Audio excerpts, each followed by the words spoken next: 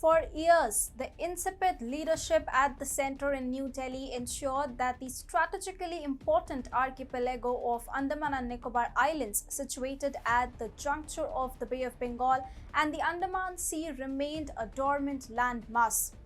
However, ever since Prime Minister Narendra Modi came to power in 2014, he realized the importance of the island to keep a mischievous power like China at bay. The same China that has been implementing its string of pearls strategy around India and trying to push us into a corner. Hi and welcome to TFI English, the national socio-political analysis arm of the TFI Media Group. I'm your host TEJASVI Malhotra, and if you haven't subscribed to the TFI English channel yet, please hit the subscribe button and press the bell icon to receive all the latest updates. Coming back to the story, through this video, I will tell you how PM Modi is unlocking the strategic potential of Andaman and Nicobar. Let's begin.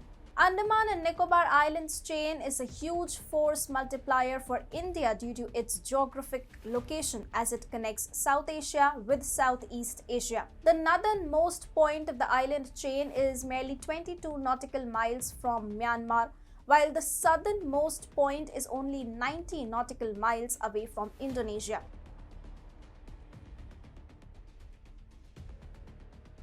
All vessels passing through the Strait of Malacca must pass through the 6 degrees channel located to the south of the Andaman and Nicobar Islands. It is pertinent to note that the Strait of Malacca is the heartbeat of China's operation.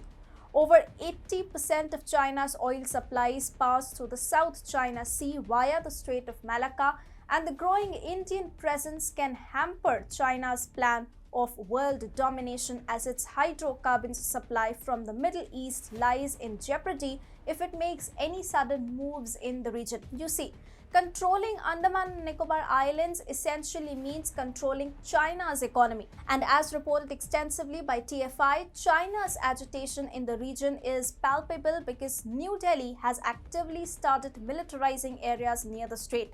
The Union Government of India has provided 5,650 crore rupees to develop military infrastructure in the region. As a result, the naval air stations INS Kohasa in Shivpur and INS Baz in Campbell Bay are reportedly having their runways extended. Once the runway at INS Baz is expanded to 6,000 feet, the Indian Navy will be able to operate its P-8I maritime surveillance and reconnaissance aircraft from the naval air station. Moreover, the Modi government is working on a plan to develop the Greater Nicobar Island as a regional hub with a transshipment terminal, a greenfield international airport, township and area development, and a 450 megawatt amperes gas and solar-based power plant.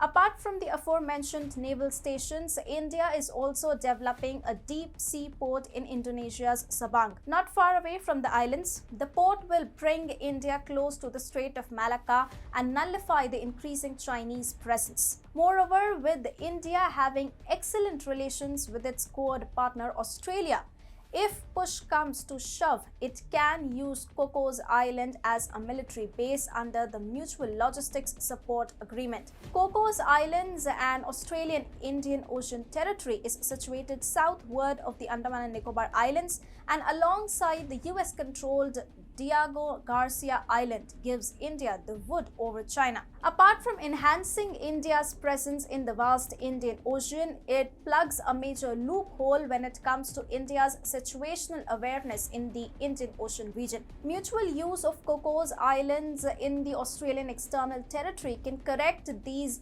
blind spots for India as the islands lie close to the Indonesian straits of Sunda, Lombok and Ambai Wetar. India has also gained an advantage with access to the port of Dukm in Oman, which can be used for military purposes and logistical support.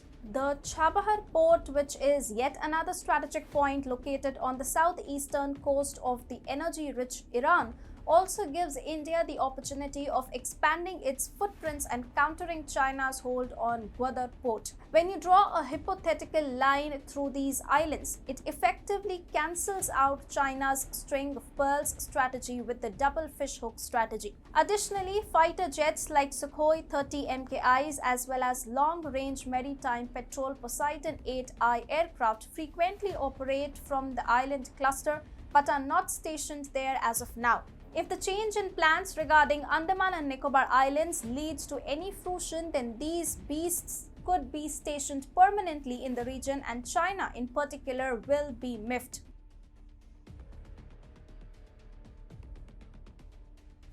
This isn't the first time that idea of militarizing the Andamans has been floated around, but this is the first time that a government is showing the will to execute the all-important decision in flesh and blood.